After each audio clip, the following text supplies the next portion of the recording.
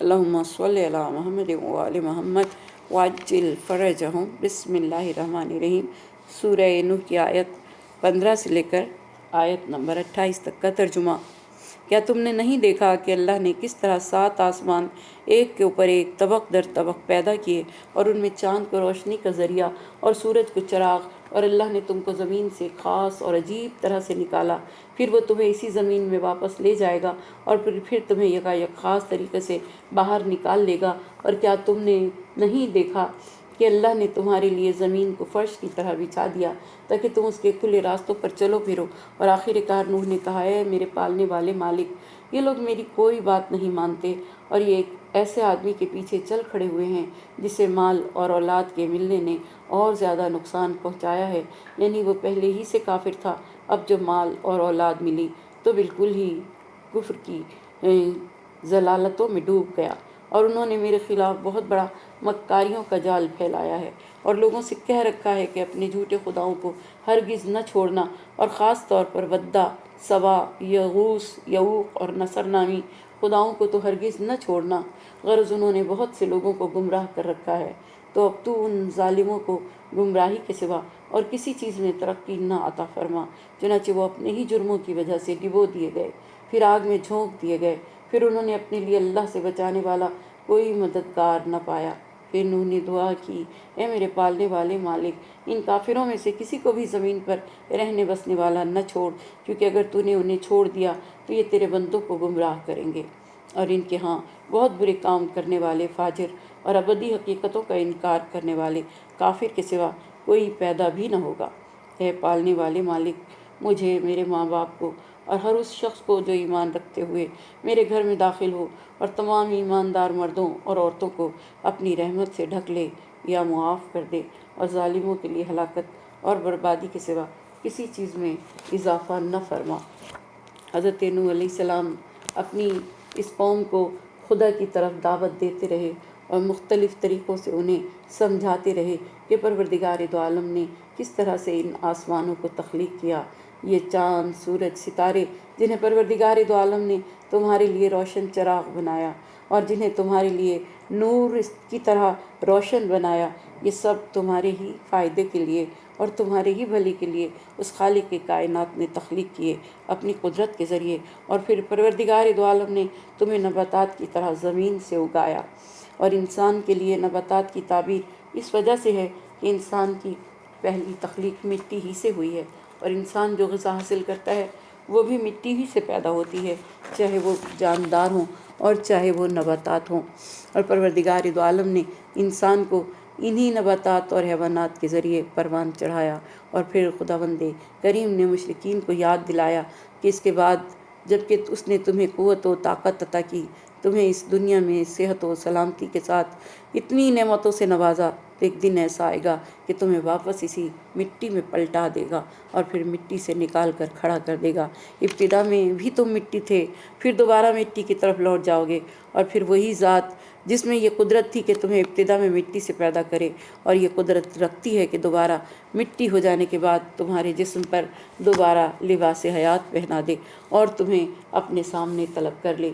اسی طرح حضرت نوح علیہ السلام کبھی تو آسمانوں اور آسمان کے ستاروں میں خدا کی نشانیوں کی طرف اشارہ کرتے، اور کبھی زمین میں اس کے عطا کردہ نعمتوں کی طرف، اور انسان کی حیات کو یاد دلاتے کہ اے انسان، یہ حیات پروردگار دو عالم کی سب سے بڑی نعمت ہے، اور خدائے دو جہاں کو جب تک نہ مانے گا اس وقت تک تجھ میں اور ایک معمولی مٹی کے ذرے میں کوئی فرق نہیں۔ جب حضرت نوح علیہ السلام نے سینکڑوں سال تک اپنی پوری کوشش کر کے دیکھ لی تو وہ قوم کے ایک چھوٹے سے گروہ کے سوا کسی کو حق کے راستے پر نہ لا سکے، تو وہ ان کی ہدایت سے مایوس ہو گئے، اور بارگاہ رب العزت میں عرض کی، پروردگارا، میری قوم نے میری نافرمانی کی، ایسے شخص کی پیروی کی جس کے مال و اولاد نے خسارے کے سوا اس قوم کو کچھ نہیں دیا، یعنی اس قوم کے رہبر ایسے لوگ ہیں جن کو اپنے مال اور اولاد پر ناز ہے، اور یہ مال اور اولاد فساد اور خرابی کے سوا کسی کام نہیں آتے۔ ان رہبروں نے لوگوں کو گمراہ کرنے اور حضرت نوح علیہ السلام کی دعوت کو قبول کرنے سے روکنے کے لیے بہت سے شیطانی منصوبے تیار کر رکھے تھے۔ حضرت نوح کو اتنا ستاتے تھے کہ وہ تبلیغ دین سے رک جائیں، انہیں زخمی کر دیتے تھے، یہاں تک کہ حضرت نوح علیہ السلام اپنی قوم کا نوحہ پڑھتے تھے۔ اور پھر اس کے ساتھ ساتھ وہ طرح طرح کے بت لا کر اپنی قوم کے سامنے رکھتے تھے کہ ان بتوں کی پرستش کی جائے اور ان کی عبادت کی جائے۔ بت پرستی حضرت نوح علیہ السلام سے پہلے موجود نہ تھی، حضرت نوح کی قوم نے ہی اسے ایجاد کیا۔ حضرت آدم اور حضرت نوح کے درمیانی زمانے میں کچھ ایسے نیک اور صالح افراد تھے کہ جن کی قوم کے لوگ عزت کیا کرتے تھے اور ان سے اظہار محبت کرتے تھے۔ شیطان اور شیطان صفت انسانوں نے لوگوں کی اس محبت کا فائدہ اٹھا کر قوم کو ان بزرگوں کے مجسمے بنانے اور ان مجسموں کی عزت اور احترام کرنے کا شوق دلایا۔ بعد والی نسلیں اس بات کو بھول گئیں اور انہوں نے خیال کیا کہ یہ مجسمے محترم موجودات ہیں جن کی پرستش اور عبادت کرنا ہم پر واجب ہے۔ اس طرح سے وہ بتوں کی پرستش میں سرگرم ہو گئے، اور جب حضرت نوح علیہ السلام نے اس پرستش سے روکا تو وہ ان کے دشمن بن گئے۔ قوم کے سرداروں نے اپنی قوم سے کہا کہ اپنے خداؤں اور بتوں سے ہرگز دستبردار نہ ہونا، اور خدا واحد کے بارے میں حضرت نوح کی دعوت کو ہرگز قبول نہ کرنا۔ وہ خدا جو دکھائی نہ دیتا ہو، نہ چھونے کے قابل ہو، اس کو کیسے مانا جائے؟ انہوں نے خصوصیت کے ساتھ 5 بتوں کے بارے میں تاکید کی اور کہا کہ ود، سبا، یغوث، یعوق اور نصر کو ہرگز نہ چھوڑنا، نہ ان کے دامن سے وابستگی کو دور کرنا۔ بعض علماء نے کہا ہے کہ یہ حضرت آدم کے 5 بیٹوں کے نام ہیں کہ جب ان میں کوئی دنیا سے جاتا تو اس کا مجسمہ یادگار کے طور پر بنا لیتے، لیکن کچھ عرصے کے بعد ان کی پرستش شروع ہو گئی اور حضرت نوح علیہ السلام کے دور میں یہ بت پرستی عروج پر پہنچ گئی۔ بعض مفسرین کا خیال ہے کہ یہ بت حضرت نوح علیہ السلام کے زمانے ہی میں بنائے گئے، اور یہ اس وجہ سے ہوا کہ حضرت نوح علیہ السلام لوگوں کو حضرت آدم علیہ السلام کی قبر کے گرد طواف کرنے سے روکتے تھے۔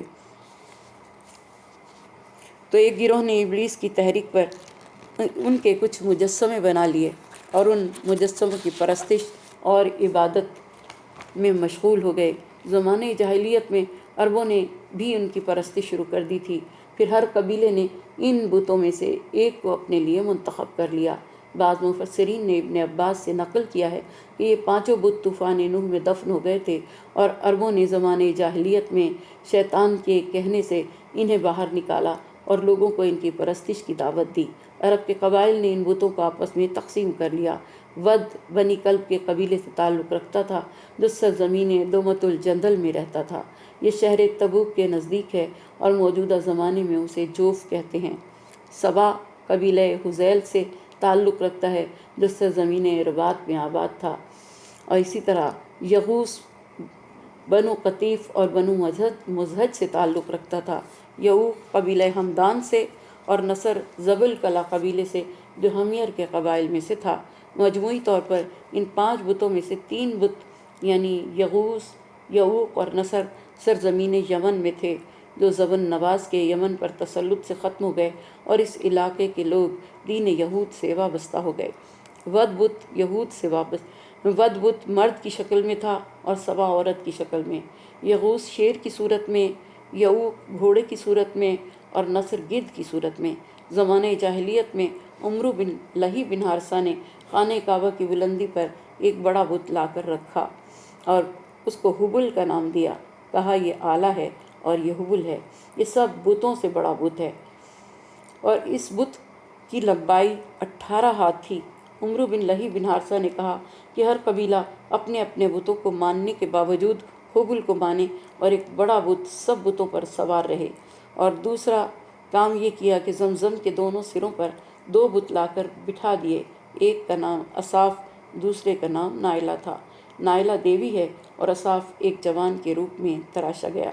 زمانہ جاہلیت میں ان دونوں نے خانہ کعبہ میں فعل حرام کیا تھا تو خدا نے انہیں پتھر بنا دیا، ان کے بت تراش کر ان کی پرستش ہونے لگی۔ کہا گیا کہ یہ حبل کے 2 مشیر ہیں۔ اس کے بعد اس نے اعلان کر دیا کہ اب قبائل کو اختیار ہے کہ اپنے اپنے بت تراش لیں۔ چنانچہ تمام قبیلوں نے اپنے اپنے بت تراشنا شروع کیے۔ تو سب سے پہلے آسمان کے ستاروں کو دیکھ کر انہوں نے بت بنائے۔ یعوق، یغوث اور نصر، ود، سبا کے نام کے بت بنائے گئے۔ ہر قبیلے نے اپنا بت بنا کر اسے خانہ کعبہ میں رکھ دیا۔ یہ سب نیچے نیچے رکھے گئے، ایک ایک بت کو دو دو قبیلوں نے بانٹ لیا۔ یوں ایک قبیلہ بت کی پرستش کرتا، دوسرا قبیلہ دربانی کرتا، جب دوسرا پوچھتا تو پہلا دربانی کرتا۔ اس سے یہ فائدہ ہوتا ہے کہ اگر حملہ ہوتا تو دفاع کے لیے ایک قبیلہ موجود ہوتا، اور اس طرح سے قبیلوں کے درمیان رفاقت باہمی شروع ہو گئی۔ کوئی قبیلہ ایسا نہ تھا کہ جس کا کوئی بت نہ ہو۔ اس کے ساتھ ساتھ چھوٹے چھوٹے بت تراشے جاتے جن کے نام ستاروں کے نام پر رکھے جاتے۔ ان بتوں کو آستینوں میں چھپا کر خانہ کعبہ میں لاتے، بڑے بت کے بازو میں بٹھا کر اس کی پرستش ہوتی، پھر اسے آستین میں رکھ کر گھر واپس لے آتے۔ یغوث، یعوق اور نصر، ود و سوا کی پرستش ہوتی، لات و منات و عزا کی عبادت ہوتی۔ ایک خاص موسم میں حبل کے لیے لوگ جمع ہوتے اور کہتے یہ زمانہ تو بڑے بت کا ہے۔ اگر کوئی کسی بت کے متعلق ایک برا لفظ زبان سے نکال دیتا تو تلواریں نکل آتی اور جنگ و جدال شروع ہو جاتا۔ اس کے بعد حضرت نوح مزید کہتے ہیں خداوندہ، ان گمراہ اور خود غرض رہبروں نے بہت سے لوگوں کو گمراہ کر دیا ہے، اور خدایا تو ظالموں میں ضلالت و بدبختی کا سبب بننے والے ان خداؤں کو اور ان ظالموں کو نور ایمان ان سے چھین لے اور کفر کی تاریکی ان کا مقدر بنا دے۔ پروردگارہ، یہ کبھی سدھرنے والے نہیں اور دین کو قبول کرنے والے نہیں۔ اور آخر کار ارشاد قدرت ہوا، وہ اپنے گناہوں کی وجہ سے غرق ہو گئے اور انہیں آگ میں داخل کر دیا گیا، اور انہیں خدا کے سوا کوئی یاور و مددگار نہ ملا جو خدا کے غضب کو ان سے دور کرتا۔ وہ غرق ہونے کے بعد بلا فاصلہ آگ میں داخل کر دیے گئے۔ یہ برزخ والی آگ ہے۔ ایک گروہ کو موت کے بعد عالم برزخ میں سزا ملے گی۔ قبر یا تو جنت کے باغوں میں سے ایک باغ ہوگی یا دوزخ کے گڑھوں میں سے ایک گڑھا ہوگی۔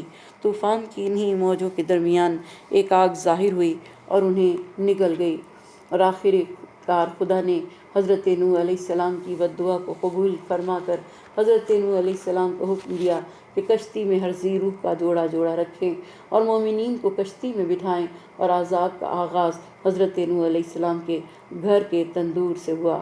حضرت نوح علیہ السلام کا گھر مسجد کوفہ میں تھا اور وہیں کشتی تیار ہوئی۔ آگ کے شعلوں کے درمیان سے پانی ابلنے لگا، آسمان سے برسنے لگا، لوگ بلندیوں پر چڑھنے لگے۔ ایک بیٹے نے ٹیلوں کا سہارا لیا مگر پانی بلند ہونے لگا، پانی اور کشتی کے سوا کچھ نہ بچا، تا حد نظر پانی تھا۔ جب حضرت آدم علیہ السلام کی وفات ہوئی تو ان کے بیٹے ہبۃ اللہ حضرت شیث علیہ السلام نے انہیں غسل و کفن دیا اور ان کی نماز جنازہ پڑھائی اور انہیں کوہ ابو قبیس پر دفن کیا۔ یہ پہاڑ خانہ کعبہ کے سامنے ہے اور دنیا کے تمام پہاڑ اس پہاڑ کی تعظیم کرتے ہیں۔ جب طوفان نوح آیا تو حضرت نوح علیہ السلام کو حکم ہوا کہ وہ کوہ ابو قبیس سے حضرت آدم علیہ السلام کا تابوت اٹھا کر کشتی میں رکھیں، اور جب کشتی کوہ جودی پر ٹھہر گئی تو حضرت نوح علیہ السلام نے حضرت آدم علیہ السلام کا تابوت اٹھا کر کشتی میں رکھا، کیونکہ انہیں حکم ہوا کہ وہ کوہ ابو قبیس سے حضرت آدم علیہ السلام کا تابوت اٹھا کر کشتی میں رکھیں۔ جب کشتی کوہ جودی پر ٹھہر گئی تو حضرت نوح علیہ السلام نے حضرت آدم علیہ السلام کی قبر بنائی اور ان کی تدفین کر دی، پھر اپنی قبر وہیں بنائی اور اپنے دست مبارک سے اسی مقام پر آخری رسول کے جانشین حضرت علی علیہ السلام کی قبر بھی بنائی۔ اسی مقام کا نام نجف اشرف ہے، جہاں پر روضہ علی علیہ السلام میں تینوں ہستیوں کے مزار ہیں۔ ایک روایت میں حضرت آدم اور حضرت نوح کے درمیان مولا کائنات علی ابن ابی طالب علیہ السلام کی قبر ہے، اور دوسری روایت میں حضرت علی کا تابوت ان دونوں ہستیوں کے تابوتوں کے اوپر ہے۔ جب حضرت نوح علیہ السلام اپنی قوم سے مکمل طور پر مایوس ہو گئے تو انہوں نے خدا کی بارگاہ میں ان کے بارے میں بد دعا کی کہ پروردگارہ، کفار میں سے کسی کو روئے زمین پر زندہ نہ رہنے دے۔ حضرت نوح کی دعوت بھی عالمی دعوت تھی اور طوفان و عذاب بھی عالمی تھا۔ آپ نے فرمایا کہ تو انہیں چھوڑ دے گا تو وہ تیرے بندوں کو گمراہ کر دیں گے، ان کی نسلیں بھی انہی کی طرح فاجر و فاسق ہوں گی۔ انبیاء کی دعا غیظ و غضب، انتقام اور کینہ پروری کے سبب نہیں ہوتی، وہ کم حوصلہ نہیں ہوتے۔ حضرت نوح علیہ السلام نے 950 سال کی دعوت کے بعد کوئی نتیجہ نہ نکلنے کے سبب بد دعا کی۔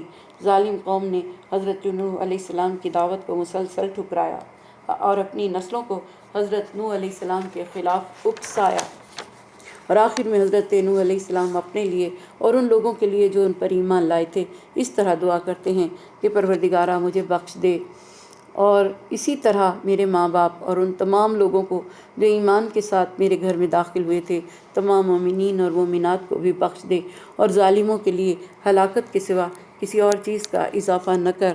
حضرت نوح علیہ السلام کے بارے میں قرآن مجید نے کئی مقامات پر گفتگو کی ہے۔ قرآن پاک کی 29 آیات میں ان کا ذکر آیا ہے، اور ان کا نام 43 ٹائمز قرآن مجید میں آیا ہے۔